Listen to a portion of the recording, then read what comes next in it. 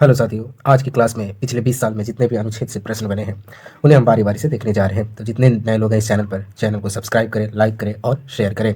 आज का पहला प्रश्न है, संविधान सभा द्वारा अंतिम रूप से पारित संविधान में कुल कितने अनुच्छेद तथा अनुसूचियाँ हैं? तो ये टोटल 395 अनुच्छेद और अनुसूची 8 थी जब संविधान सभा में ये संविधान पारित हुआ था। अगला प्रश्न है, वर्तमान समय में भारतीय संविधान की गणना की दृष्टि से कुल कितने अनुच्छेद और अनुसूचियां हैं? तो वर्तमान में कुल 448 अनुच्छेद और 12 अनुसूचियां हैं। अगला प्रश्न है, वर्तमान में भारतीय संविधान में धाराओं की संख्या कितनी है? तो अभी वर्तमान में 395 टोटल धारा भारतीय संविधान में है। अगला प्रश्न है, संविधान के किस अनुच्छेद में यह अंकित है कि इंडिया अर्थात भारत राज्यों का एक संघ होगा? राज्यों का एक संघ होगा। तो अनुच्छेद 1 में यह अंकित है कि भारत राज्यों का एक संघ होगा। यह अनुच्छेद का वीडियो इसलिए आप लोगों को प्रोवाइड कराया जा रहा है कि आप देखेंगे कि हर एक एग्जाम में, अभी हाल ही में जीडी का एग्जाम हो रहा है, उसमें बहुत सारे अनुच्छेद से प्रश्न पूछे जा रहे हैं। तो आशा की जा रही है कि आने वाले एग्जाम जैसे ग्रुप डी हो गया, एनटीपीसी हो गया, RPF constable, SSC, CGL, CHSL, MTS, ये सारी एग्जामों में अनुच्छेद से प्रश्न बन सकते हैं। और आप अगर पढ़ते होंगे प्रीवियस ईयर तो आप देखेंगे कि उसमें प्रश्न बने हैं अनुच्छेद से। चलिए अगले प्रश्न को देखते हैं। अगला प्रश्न है, संविधान का अनुच्छेद 1 में भारत को क्या कहा गया है? तो भारत को राज्यों का संघ कहा गया है अनुच्छेद 1 में। अगला प्रश्न है, भारतीय संविधान के किन अनुच्छेदों में नागरिकता संबंधी प्रावधान है? नागरिकता संबंधी प्रावधान कितना है? तो अनुच्छेद 5 से लेकर 11 तक नागरिकता संबंधी प्रावधान है। अगला प्रश्न है, निम्नलिखित में से किस अनुच्छेद द्वारा भारतीय संविधान नागरिकों को मूल अधिकार निश्चित प्रदान करता है? तो मूल अधिकार भारत के संविधान के अनुच्छेद 12 से 35 में है मूल अधिकार। अगला प्रश्न है, नौकरियों तथा शैक्षणिक संस्थानों में समाज के कमजोर वर्ग के लिए आरक्षण उपलब्ध कराने के लिए केंद्र सरकार को संविधान का कौन सा अनुच्छेद अधिकार प्रदान करता है? तो अनुच्छेद 16 जो है ये प्रावधान अधिकार प्राप्त करता है। कैसा? नौकरी तथा शैक्षणिक संस्थानों में समाज के कमजोर वर्ग के लिए आरक्षण अनुच्छेद 16 में है।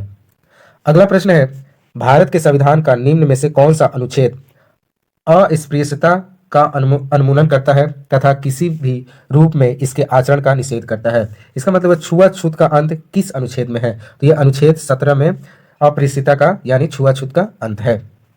अगला प्रश्न है, भारतीय संविधान का कौन सा अनुच्छेद राष्ट्रपति पद के लिए पुनः निर्वाचन की योग्यता निर्धारित करता है? तो राष्ट्रपति का पुनः निर्वाचन की योग्यता आपका अनुच्छेद 57 निर्धारित करता है। अगला प्रश्न है, भारतीय संविधान के किस अनुच्छेद के अंतर्गत भाषण एवं अभिव्यक्ति की स्वतंत्रता की गारंटी दी गई है? तो अनुच्छेद 19 में भाषण एवं अभिव्यक्ति की स्वतंत्रता की गारंटी दी गई है। अगला प्रश्न है, भारतीय संविधान के किस अनुच्छेद में प्रेस की स्वतंत्रता है? तो प्रेस की स्वतंत्रता आपका हो जाएगा अनुच्छेद 19 का 1 में प्रेस की स्वतंत्रता है। इस चैनल को आप लोग सब्सक्राइब करते हुए चलेंगे, लाइक करें, शेयर करें। अगला प्रश्न है, मौलिक अधिकार के अंतर्गत कौन सा अनुच्छेद बच्चों के शोषण से संबंधित है? तो बच्चों के शोषण से संबंधित अनुच्छेद 24 है। ये कहता है कि आप बच्चों का शोषण नहीं कर सकते हैं, अनुच्छेद 24। अगला प्रश्न है, भारतीय संविधान के किस अनुच्छेद में अल्पसंख्यकों के हितों के संरक्षण की व्यवस्था है? अल्पसंख्यक जो भी है भारत में उनके हितों के संरक्षण की व्यवस्था किस अनुच्छेद में है? तो अनुच्छेद 29 में ये व्यवस्था की गई है। अगला प्रश्न है, कौन सा अनुच्छेद के अंतर्गत भारत का सर्वोच्च न्यायालय नागरिकों के मौलिक अधिकारों की रक्षा करता है? तो सुप्रीम कोर्ट जो है भारत के नागरिकों की मौलिक अधिकार की रक्षा किस अनुच्छेद के तहत करता है? अनुच्छेद 32 के तहत यह रक्षा करता है। अगला प्रश्न है, भारतीय संविधान के किन अनुच्छेदों में राज्य के नीति निर्देशक तत्वों का उल्लेख है? तो नीति निर्देशक तत्व टोटल 36 से लेके 51 तक नीति निर्देशक तत्व कहते हैं, जिसे डीपीएसपी भी कहा जाता है। अगला प्रश्न है, भारतीय संविधान के अंतर्गत कल्याणकारी राज्य की अवधारणा निम्नलिखित में से किस अनुच्छेद में वर्णित है? कल्याणकारी राज्य की अवधारणा था अनुच्छेद 39 में ये वर्णित है। ऐसे प्रश्न एग्जाम में आते हैं कि कल्याणकारी राज्य की अवधारणा किस अनुच्छेद में है? तो अनुच्छेद 39 में। ये प्रश्न बार बार एग्जाम में आए हैं। अगला प्रश्न है, भारतीय संविधान का कौन सा अनुच्छेद राज्य सरकारों को ग्राम पंचायत के गठन का निर्देश देता है? तो ये तो प्रश्न बार बार एग्जाम में पूछे गए। अनुच्छेद 40 में यह प्रावधान बनाया गया है किसका? तो पंचायती राज्य का गठन का अनुच्छेद 40 से संबंधित है। अगला प्रश्न है, 42वें संशोधन द्वारा संविधान के किस अनुच्छेद में मौलिक कर्तव्य को जोड़ा गया? तो 42वां संशोधन जो हुआ था तो उसमें मौलिक कर्तव्य को जोड़ा गया था, तो वो अनुच्छेद था आपका 51 का ए। अगला प्रश्न है, भारतीय संविधान के किस अनुच्छेद में मौलिक कर्तव्यों की चर्चा की गई? फिर से वही प्रश्न है, मौलिक कर्तव्य किस अनुच्छेद में है? तो 51 का ए में है। अगला प्रश्न है, संघ की कार्यपालिका शक्ति राष्ट्रपति में निहित होती है, जिनका प्रयोग वह स्वयं या अपने अधिकारियों द्वारा करेगा। तो ये किस अनुच्छेद में कहा गया ये बातें? तो यह अनुच्छेद 53 में कहा गया है कि संघ की कार्यपालिका की शक्ति राष्ट्रपति में निहित होगी। अगला प्रश्न है, भारत के संविधान के किस अनुच्छेद के अंतर्गत भारत के राष्ट्रपति पर महाभियोग चलाया जा सकता है? तो यह प्रश्न तो आप लोग को याद हो चुका होगा, बार बार यह प्रश्न पूछा जाता है। तो यह अनुच्छेद 61 में कहा गया है कि राष्ट्रपति पर आप महाभियोग चला सकते हैं। अगला प्रश्न है, संविधान के किस अनुच्छेद में उपराष्ट्रपति का प्रावधान है? संविधान का कौन सा अनुच्छेद कहता है कि भारत में एक उपराष्ट्रपति भी होगा? तो यह अनुच्छेद 63 में वर्णित है। अगला प्रश्न है, संविधान के किस अनुच्छेद के अंतर्गत मंत्रीगण सामूहिक रूप से लोकसभा के प्रति उत्तरदायी होते हैं? तो अनुच्छेद 75 के तहत मंत्रीगण सामूहिक रूप से लोकसभा के प्रति उत्तरदायी होते हैं। अगला प्रश्न है, संविधान का कौन सा अनुच्छेद मंत्री परिषद के गठन के बारे में आधारभूत नियम निर्धारित करता है? तो यह भी आपका अनुच्छेद 75 ही हो जाएगा। इससे पहले भी अनुच्छेद 75 में देखे थे और अनुच्छेद 75 ये भी है। इसमें कहा गया है कि मंत्री परिषद के गठन के बारे में आधारभूत नियम का निर्धारण करता है। अगला प्रश्न है, भारत के महान्यायवादी की नियुक्ति से संबंधित अनुच्छेद कौन सा है? तो अनुच्छेद 76 जो है भारत के महान्यायवादी की नियुक्ति से संबंधित है। ये प्रश्न बहुत ही इंपॉर्टेंट है। आप कमेंट में बताएंगे कि वर्तमान में अभी भारत के महान्यायवादी कौन है। अगला प्रश्न है, कौन सा अनुच्छेद संसद के 2 अधिवेशनों के बीच 6 माह के अंतराल की अनिवार्यता का उल्लेख करता है? बताइए कौन सा अनुच्छेद? तो अनुच्छेद 85 कहता है कि संसद के 2 अधिवेशनों के बीच 6 माह का अंतराल अनिवार्य रूप से होना चाहिए। अगला प्रश्न है, राष्ट्रपति संविधान के किस अनुच्छेद के अंतर्गत लोकसभा को भंग कर सकता है? तो यह अनुच्छेद 85 में कहा गया है कि लोकसभा को भंग राष्ट्रपति कर सकता है, अनुच्छेद 85 के तहत। अगला प्रश्न है, संविधान के किस अनुच्छेद द्वारा संसद की संयुक्त बैठक का प्रावधान है? तो संसद का संयुक्त बैठक जो कि राज्यसभा और लोकसभा की जो होती है संयुक्त बैठक, वो अनुच्छेद 108 में कहा गया है। अगला प्रश्न है, लोकसभा एवं राज्यसभा के संयुक्त अधिवेशन के विषय में प्रावधान संविधान के किस अनुच्छेद में किया गया है? तो वही प्रश्न है, फिर से संयुक्त बैठक आपकी 108 में किया गया है कि लोकसभा और राज्यसभा की संयुक्त बैठक अनुच्छेद 108 के तहत किया जा सकता है। अगला प्रश्न है, संविधान के किस अनुच्छेद में धन विधेयक की परिभाषा दी गई है? तो संविधान का अनुच्छेद 110 में धन विधेयक की परिभाषा दी गई है, मनी बिल। मनी बिल की परिभाषा किसमें है? तो अनुच्छेद 110, आर्टिकल 110 में। अगला प्रश्न है, भारतीय संविधान का कौन सा अनुच्छेद भारत के संचित कोष से संबंधित है? संचित कोष, तो इसका आंसर हो जाएगा उपयुक्त में सभी। अनुच्छेद 112 का 29, अनुच्छेद 146 का 3 और अनुच्छेद 148 का 6 आपका जो है भारत के संचित कोष से संबंधित है। अगला प्रश्न है, भारतीय संविधान का कौन सा अनुच्छेद भारत के राष्ट्रपति में अध्यादेश जारी करने का शक्ति प्रदान करता है? तो ये भी प्रश्न काफी महत्वपूर्ण है। तो ये अनुच्छेद 173 है जो राष्ट्रपति के अध्यादेश से संबंधित है। अगला प्रश्न है, संविधान के किस अनुच्छेद में सर्वोच्च न्यायालय के न्यायाधीश पर महाभियोग चलाए जाने का प्रावधान है? अब देखिए, सर्वोच्च न्यायालय के न्यायाधीश पर भी महाभियोग चलाए जा सकते हैं। तो यह अनुच्छेद 124 के तहत सर्वोच्च न्यायालय के न्यायाधीश पर महाभियोग चलाया जाता है और राष्ट्रपति पर अनुच्छेद 61 के तहत महाभियोग चलाया जाता है। अगला प्रश्न है, राष्ट्रपति सर्वोच्च न्यायालय के संविधान के किस अनुच्छेद के अंतर्गत परामर्श ले सकता है? तो अनुच्छेद 143 के तहत राष्ट्रपति सर्वोच्च न्यायालय से संविधान के अंतर्गत परामर्श ले सकता है। अगला प्रश्न है, सर्वोच्च न्यायालय द्वारा सुनाए गए किसी निर्णय या आदेश का पुनरावलोकन कर सकता है? यह व्यवस्था संविधान के किस अनुच्छेद में उपबंधित है? तो अनुच्छेद 137 में कहा गया है कि सर्वोच्च न्यायालय अपने द्वारा सुनाए गए किसी निर्णय या आदेश का पुनरावलोकन कर सकता है, यानी फिर से उस पर बात विचार कर सकता है, उस पर संशोधन कर सकता है। अगला प्रश्न है, संविधान के निम्नलिखित में से किस अनुच्छेद में यह व्यवस्था की गई है कि उच्चतम न्यायालय द्वारा विनिश्चित विधि भारत के राज्य क्षेत्र के भीतर सभी न्यायालयों पर आबद्ध कर होगी, तो अनुच्छेद 141 ये कहता है। अगला प्रश्न है, भारतीय संविधान में सर्वोच्च न्यायालय तथा उच्च न्यायालय को न्यायिक पुनरावलोकन की शक्ति प्रदान की गई है, जिसका आधार है, तो अनुच्छेद 32 जो है ये सर्वोच्च न्यायालय और उच्च न्यायालय को न्यायिक पुनरावलोकन की शक्ति प्रदान करता है। अगला प्रश्न है, संविधान के किस अनुच्छेद के अंतर्गत अधीनस्थ न्यायालय या जिला न्यायालय का प्रावधान है, तो अनुच्छेद 233 में अधीनस्थ न्यायालय और जिला न्यायालय का प्रावधान है। अगला प्रश्न है, भारतीय संविधान का कौन सा अनुच्छेद संवैधानिक प्रावधानों की संघीय संसद राज्य विधान पालिकाओं द्वारा बनाए गए नियम कानूनों पर प्राथमिकता प्रदान करती है, तो अनुच्छेद 245 के तहत ये प्राथमिकता प्रदान करती है।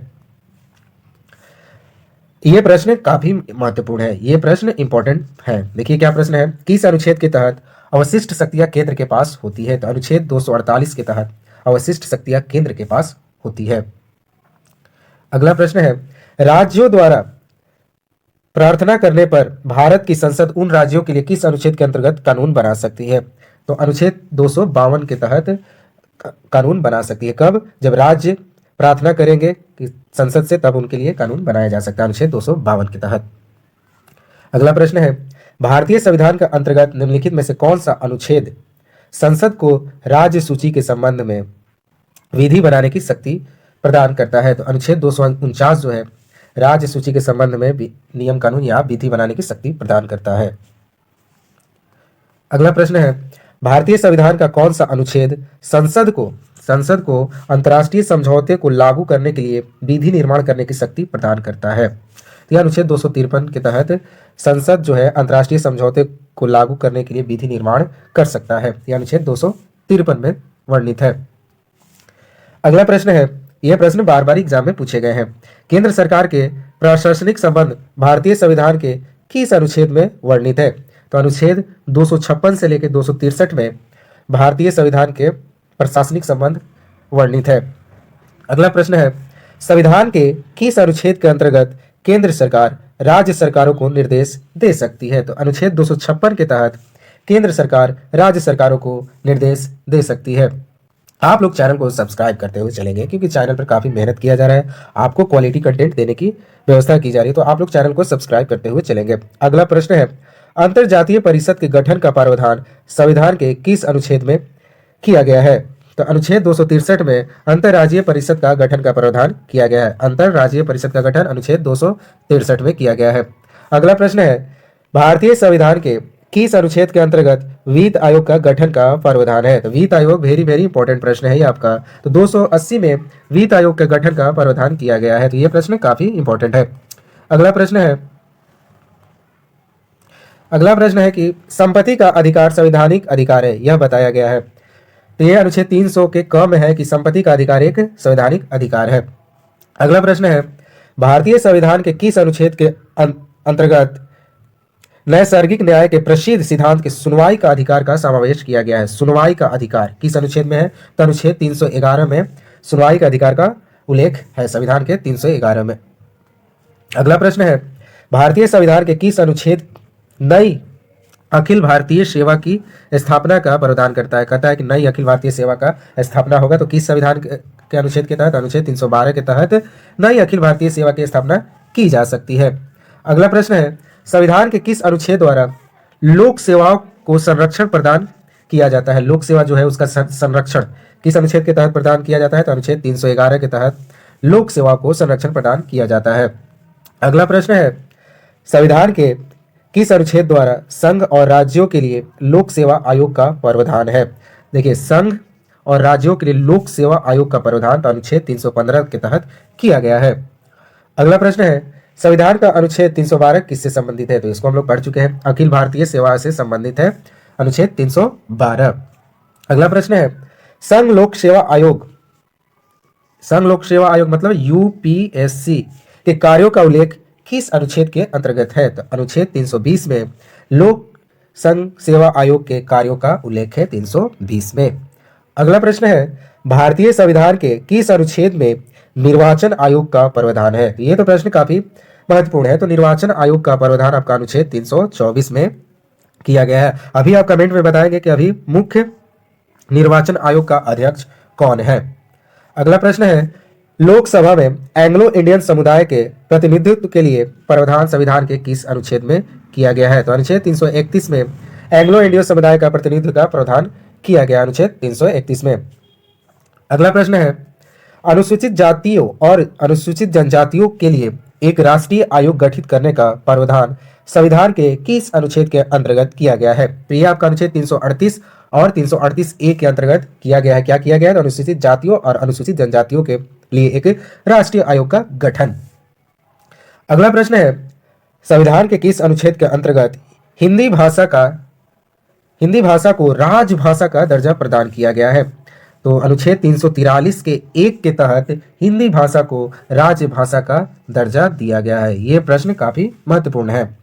अगला प्रश्न है, किस अनुच्छेद में यह प्रावधान किया गया है कि संघ की राजभाषा हिंदी तथा देवनागरी होगी? तो ये हम लोग अभी पढ़ चुके हैं। तो अनुच्छेद 343 में यह कहा गया है कि संघ की राजभाषा जो होगी हिंदी और देवनागरी होगी, अनुच्छेद 343 के तहत। अगला प्रश्न है, आप लोग चैनल को लाइक, शेयर और सब्सक्राइब करते हुए चलेंगे। संविधान के किस अनुच्छेद में हिंदी भाषा के विकास के लिए निर्देश दिया गया है? तो देखिए वही प्रश्न 343 में ये सारी बातें वर्णित की गई है। और अगला प्रश्न है, भारत में बाहरी आक्रमण तथा सशस्त्र विद्रोह के कारण भारत के राष्ट्रपति द्वारा राष्ट्रीय आपातकाल की घोषणा किसके अंतर्गत की जाती है? तो अनुच्छेद 352 में यह कहा गया है कि जब भारत में बाहरी आक्रमण अथवा सशस्त्र विद्रोह होगा तो उसके कारण राष्ट्रपति राष्ट्रीय आपातकाल 352 के तहत घोषित कर सकता है। अगला प्रश्न है, संविधान के किस अनुच्छेद के तहत राज्यों में संवैधानिक तंत्र के विफल होने पर राष्ट्रपति शासन लगाया जा सकता है? यहाँ पर देखिए 352 में था कि बाहरी आक्रमण या सशस्त्र विद्रोह, यहाँ पर है कि संवैधानिक तंत्र के विफल होने पर राष्ट्रपति शासन लगा सकता है। तो यह अनुच्छेद 356 में कहा गया है। अगला प्रश्न है, संविधान के किस अनुच्छेद के आधार पर वित्तीय आधार का उद्घोषणा राष्ट्रपति करता है? वित्तीय आपातकाल 360 के अंतर्गत लगता है। अभी तक भारत में वित्तीय आपातकाल नहीं लगाया गया है। अगला प्रश्न है, संविधान में मंत्रिमंडल शब्द का एक बार प्रयोग हुआ है और यह 352 में है। मंत्रिमंडल शब्द किस अनुच्छेद में है और ये एक बार प्रयोग हुआ है? अनुच्छेद 352 में। यह प्रश्न काफी महत्वपूर्ण है। मंत्रिमंडल शब्द अनुच्छेद 352 में है।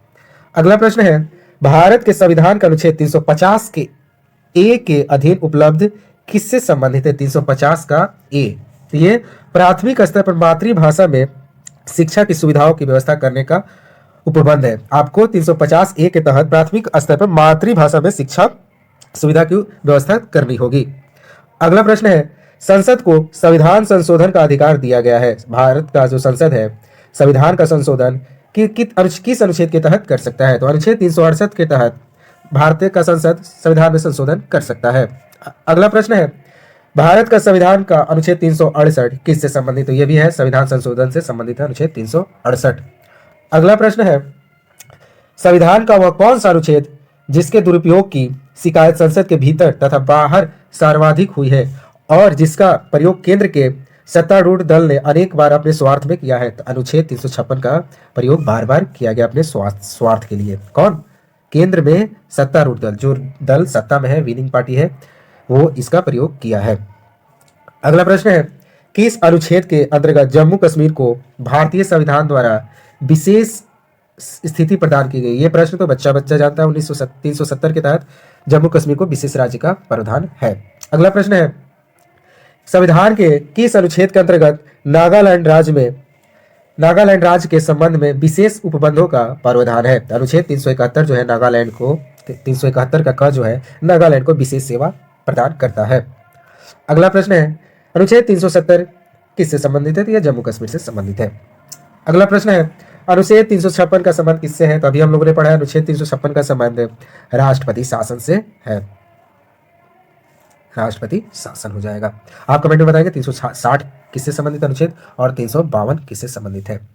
अगला प्रश्न है, भारतीय संविधान के किस अनुच्छेद में विभिन्न राज्यों से संबंधित विशिष्ट प्रावधान का उल्लेख है? तो यह 371 में कहा गया है कि विभिन्न राज्यों के संबंधित विशिष्ट प्रावधानों का उल्लेख है, जैसे नागालैंड हो गया।